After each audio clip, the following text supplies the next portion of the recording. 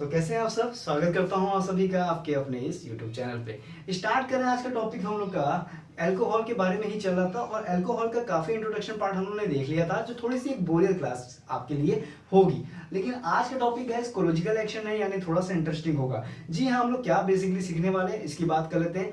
कोलोजिकल action की बात है, यानी कि आपके अल्कोहल कंजप्शन पे आपके बॉडी के ऑर्गन्स पे क्या इफेक्ट पड़ेगा वो बताने वाला हूँ। चलो, इसको जानने से पहले आपको दो बातें मैं और बताना चाहूंगा जिससे आप इसको थोड़ा समझ सकोगे।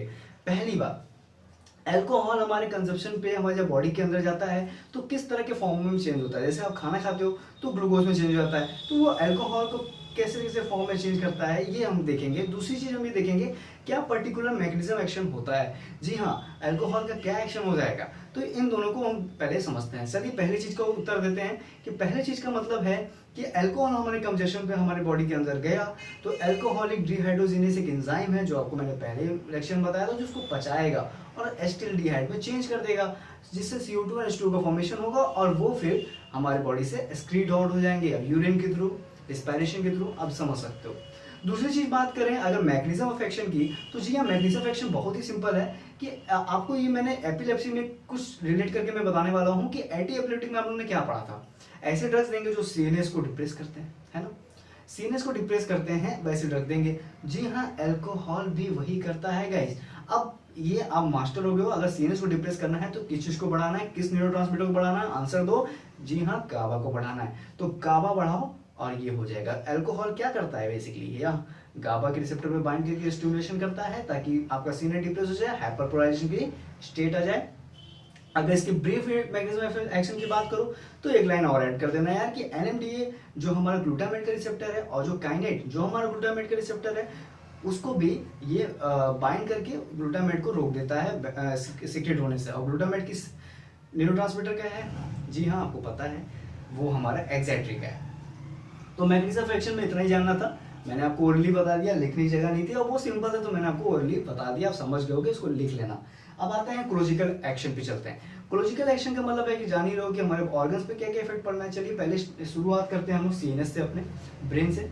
तो सीएनएस पे क्या इफेक्ट पड़ता है, देखो आपने यहाँ पे कुछ रटना नहीं है, कुछ ऐसा नहीं करना है। आप यहाँ सिंपल सा आपने ऑब्जर्वेशन किया होगा जो अल्कोहलिक पर्सन होंगे या फिर आप शायद कंज्यूम भी करते होंगे, तो जो अब वो आपका लाइफ है, ठीक है। तो आपने एक ऑब्जर्वेशन के थ्रू आपने देखा होगा कि मूड एंड फीलिंग्स अल्टर होती है।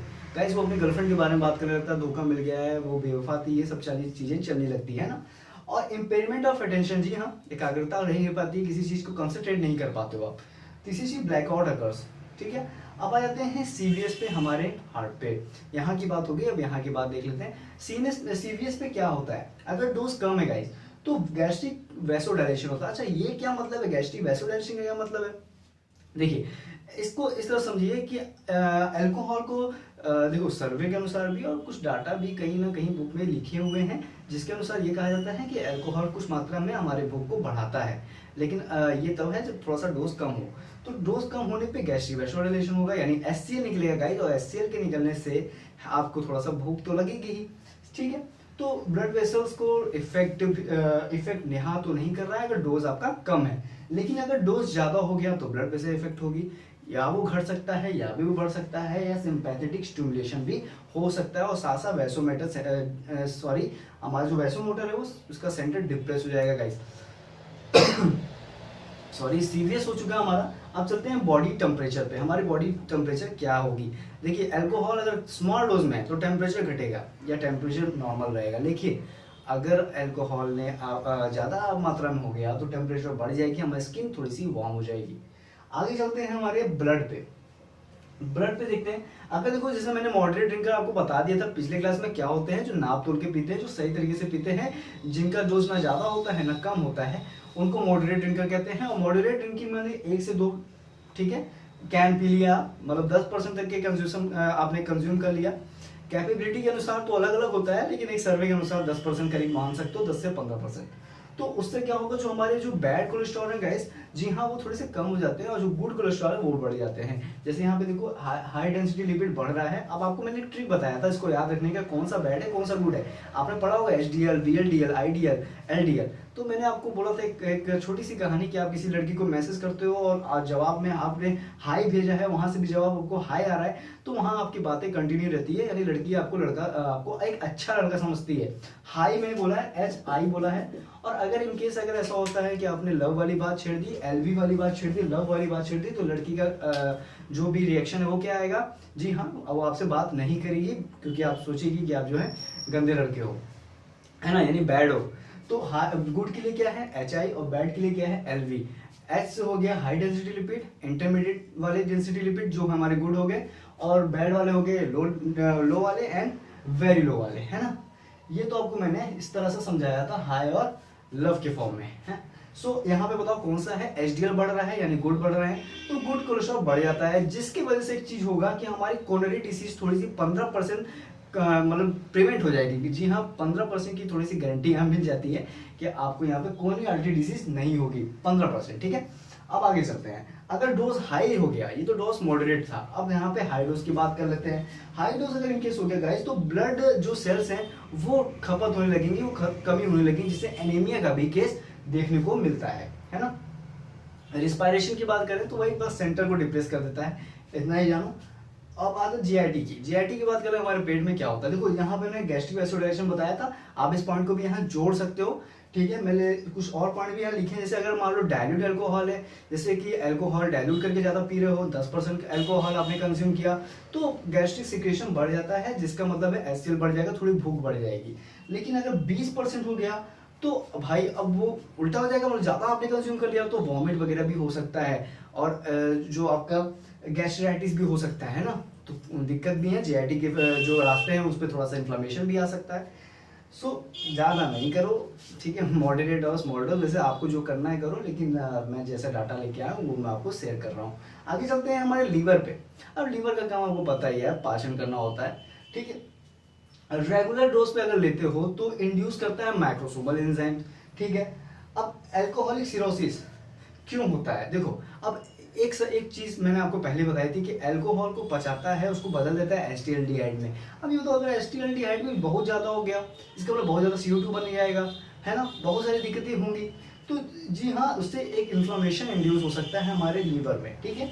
हमारी किडनी की बात कर लेते हैं, किडनी में क्या करता है, ADS के सिक्रेशन को रोक देता है, जिससे डायलिसिस हो सकता है गाइस।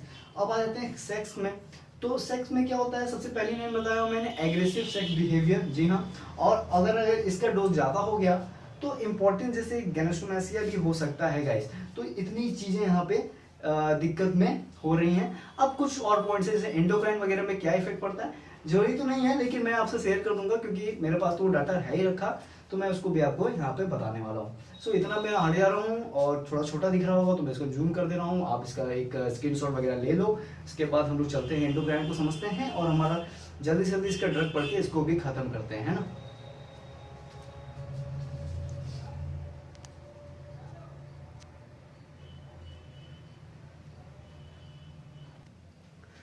तो गाइस कोलॉजिकल एक्शन में एक ही बचा है हमारे पास, एंडोक्राइन, तो हम लोग उसी को देखने वाले हैं, ठीक है। सो एंडोक्राइन का स्टार्ट करना हम लोग, एंडोक्राइन में क्या होता है, मॉडरेट ड्रिंक जो करते हैं उसमें एड्रेनलिन की जो एक्सक्रीशन है वो बढ़ जाती है, जिसकी वजह से हाइपरग्लाइसेमिया हो सकता है। इतना ही पॉइंट आपको इसमें जानना है। चलिए फार्माकोकाइनेटिक्स की बात कर लेते हैं। हाँ, अब अल्कोहल किस तरह से फार्माकोकाइनेटिक्स पैरामीटर में स्टैंड करता है गाइस, किस तरह से वो बॉडी में जाता है और क्या क्या एब्जॉर्प्शन, डिस्ट्रीब्यूशन, मेटाबॉलिज्म, एक्सक्रीशन है, इसको भी देख लेते हैं। ये बाकी आप तो जान ही रहे हो, लेकिन फिर भी एक बार देख लेते हैं। एब्जॉर्प्शन की बात करें तो इंटेस्टाइन से बहुत तेजी से होता है। इसकी पीक लेवल जो आती है, यानी जो बहुत तेजी से जब असर आता है, वो 30 मिनट के अंदर होता है। देखो ये लोगों पे कैपेबिलिटी पे भी डिपेंड करता है, बट एक सर्वे के अनुसार और एक जो आपका थ्योरी जो नॉलेज है वो, ठीक है। डिस्ट्रीब्यूशन की बात करें तो इसका VOD याद रखना होगा आपको, 0.7 लीटर पर केजी है। क्रॉस BBB है, यानी हमारे ब्रेन को क्रॉस कर सकता है, बैरियर वाला जो ब्रेन बैरियर है उसको क्रॉस कर सकता है, प्लेसेंटा बैरियर को भी क्रॉस कर सकता है, इसलिए मैंने BPB भी लिखा है। और लीवर की बात करें तो ये मेटाबॉलिज्म लीवर में होता है, जहां 98% यहाँ आता है ऑक्सीडाइज हो जाता है। एक्सक्रीशन की बात करें तो जी हाँ, ये आपको मैंने बताया था कि एथिल अल्कोहल कैसे अल्कोहल डिहाइड्रोजिनेस के द्वारा एल्डिहाइड में चेंज हो रहा है, और एल्डिहाइड डिहाइड्रोजिनेस से फिर वो एसीटेट में चेंज हो रहा है, और फिर वो CO2 और H2O के द्वारा यूरिन से, स्वेट से या फिर रिस्पायरेशन के तरीके से निकल जा रहा है। तो यहाँ मैंने लिखा है किडनी, स्वेट या लंग से निकल जा रहा है। एक्सक्रीशन बहुत सरल तरीके से फार्माकोकाइनेटिक्स का समझ में आ गया होगा। आप चलते हैं कंट्राइंडिकेशन या इंटरेक्शन के बारे में समझते हैं। चलिए इंटरेक्शन की पहले बात करें, कौन कौन से ड्रग से इंटरेक्शन कर सकता है। जैसे एंटी डिप्रेशन के साथ, एंटी साइकोटिक के साथ, एंटी हिस्टामिन के साथ, और अदर भी हैं, लेकिन ये 3 इंपॉर्टेंट थे, मैंने आपको बता दिया। चलिए कंट्राइंडिकेशन है CI के बारे में देख लेते हैं। कंट्राइंडिकेशन किस किस केस में आपको इसको अवॉइड करना है, नहीं तो बहुत ज़्यादा एक सीवियर प्रॉब्लम हो सकती है गाइस। पेप्टिक अल्सर, क्यों? आपको इसका आंसर पता है। अगर पेप्टिक अल्सर है किसी को और उसको दे रहे हो तो भाई दिक्कत तो होगी, क्योंकि आपको मैंने बताया गैस्ट्रिक वैसोडाइलेशन करता है, यानी HCl की मात्रा पहले से निकालता है, ऊपर से पेप्टिक अल्सर में ये केस होता ही है, तो बहुत ज़्यादा दिक्कत हो सकती है। एपिलेप्टिक्स में क्यों? क्योंकि भाई अल्कोहल अगर एक एपिलेप्सी के केस में भी आप मतलब दे रहे हो किसी पेशेंट को, एपिलेप्सी का मतलब जो कभी कभार सीजर्स आ जाते हैं, तो अगर उनको ये अल्कोहल वो कंज्यूम कर रहे हैं तो दिक्कत ये होगा कि एपिलेप्सी हमेशा